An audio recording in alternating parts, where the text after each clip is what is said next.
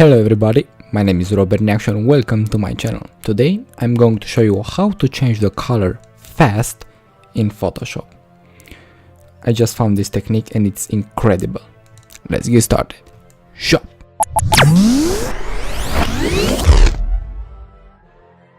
So, as I said, I will show you how to change the color of your brush very fast. First, let's create a new layer. And now I will press B to choose the brush, and now let's change the color. The combination is Shift plus Alt plus the right click. Bam!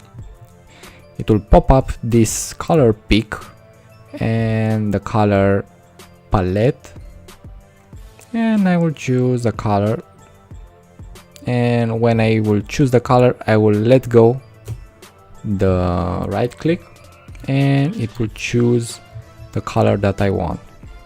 Now let's choose blue, bam, purple, yellow, orange, red, and so on. I think this skill, this piece of knowledge is very useful. That's it. Thanks for watching. I highly appreciate the time you're spending watching my videos. Let a comment down below and tell me what do you think about this video, and if this video was helpful for you, hit the like button because I want to know which videos are more helpful for you and which are not.